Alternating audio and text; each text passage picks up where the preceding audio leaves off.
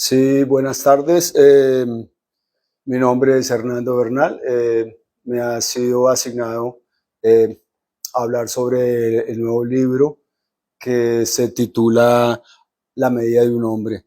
Primero que todo, quiero eh, dejarles saber que este es un programa, una sección del Evangelio de la iglesia que estamos aquí en Tijuana.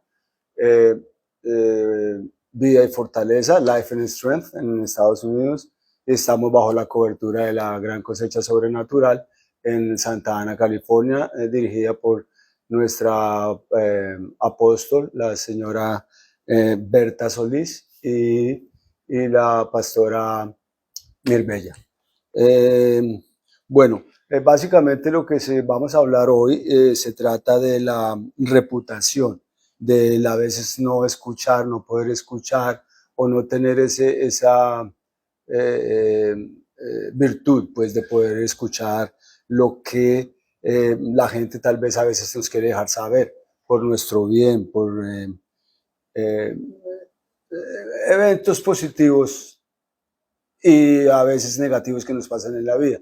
Entonces, de eso básicamente se trata este capítulo.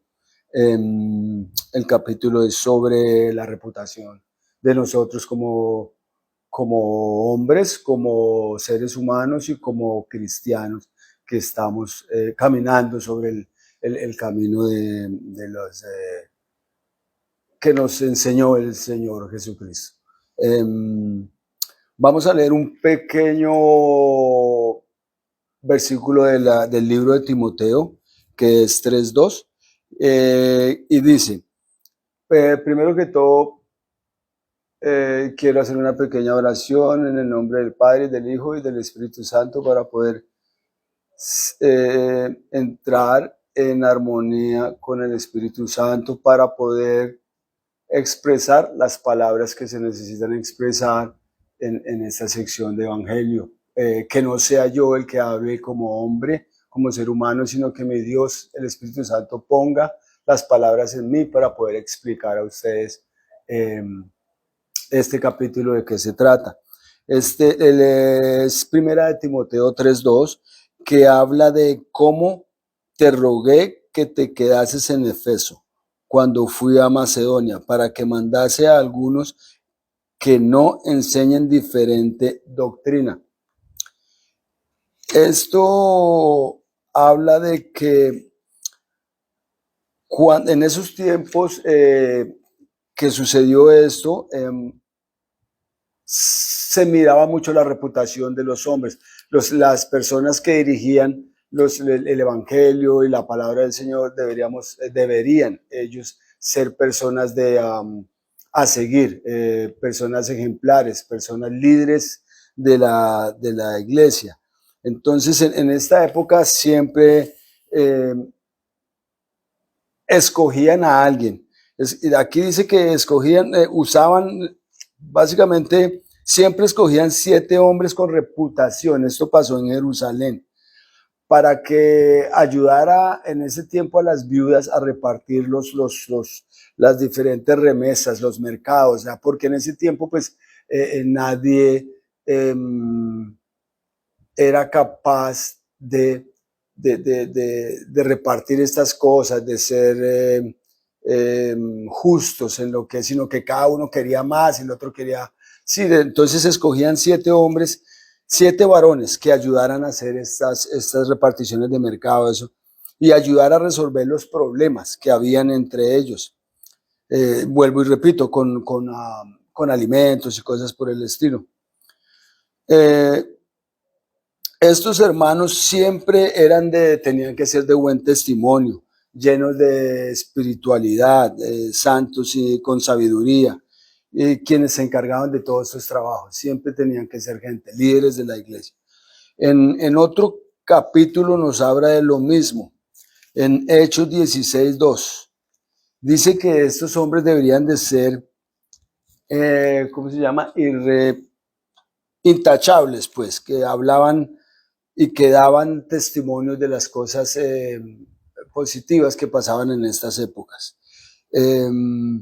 Sí, y siempre estas gentes venían de pueblos, en la Biblia hablan de Listra e Iconio, que eran dos pueblos que quedan al sur de Turquía, que en esos tiempos Pablo, el apóstol Pablo, llegó a estos lugares a predicar el evangelio y a hablar de todas estas cosas, de la reputación que una persona como líder espiritual, líder de la iglesia, debe eh, asumir ante la gente, ¿no? Ante el pueblo.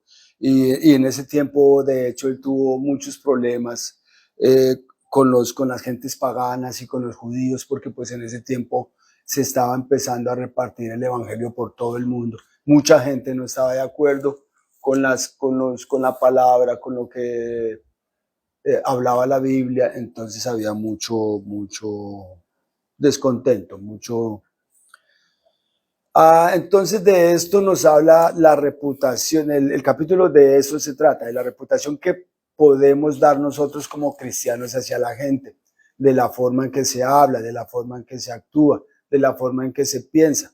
A veces nosotros tenemos que mirar de una manera u otra cómo la gente nos ve en el exterior, o sea, por ejemplo, en la iglesia somos unos, en la calle somos otros.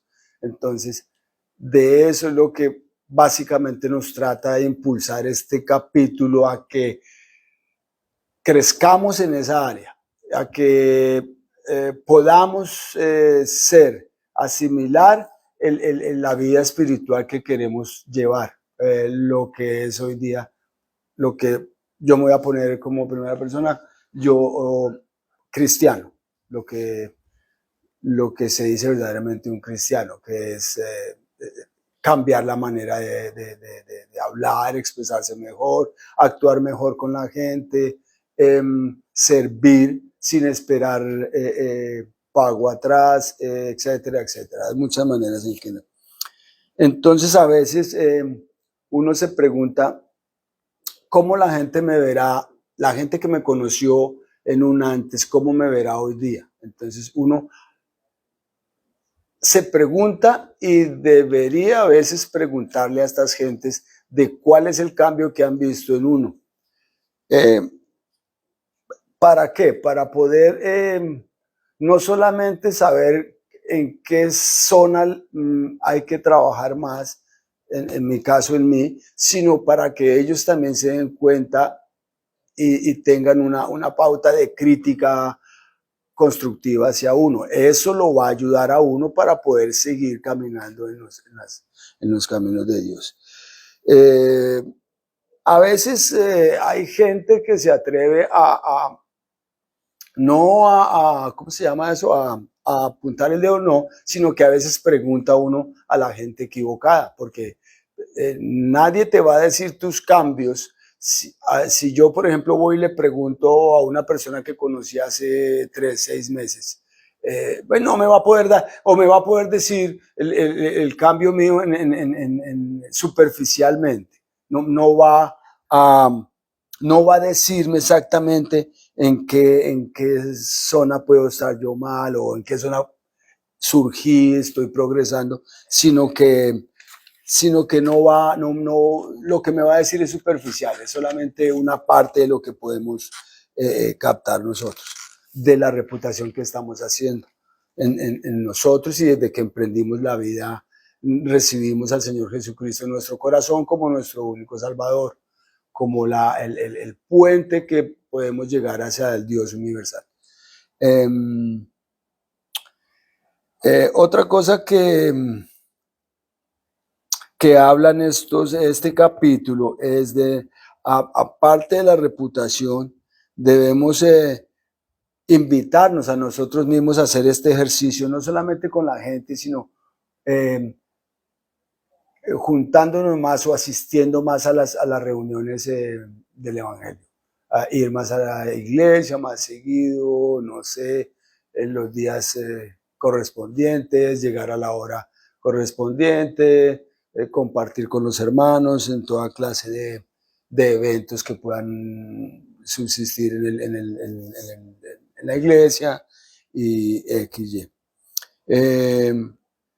tenemos que preguntarnos también cuál es el primer paso, qué debemos hacer, qué no debemos hacer, y entrar en ese camino de cambio como hombres, pues como personas, como seres. Yo personalmente, cuando me escogieron para este programa, para hablar del libro y me dieron el libro, sinceramente no me sentí, o sea, me sorprendí a mí mismo, pues, porque pues honestamente no me creía apto para estas conversaciones, para esta clase de programas, porque pues les repito, estoy empezando en la vida de los caminos de Jesucristo, pero pues me sorprendí, pero a la vez no. ¿Por qué? Porque de eso estamos hablando. Eso quiere decir que yo en mi entorno he creado otra reputación de mí. Ya no me ven como el Hernando que yo era hace 2 años, 1 año atrás.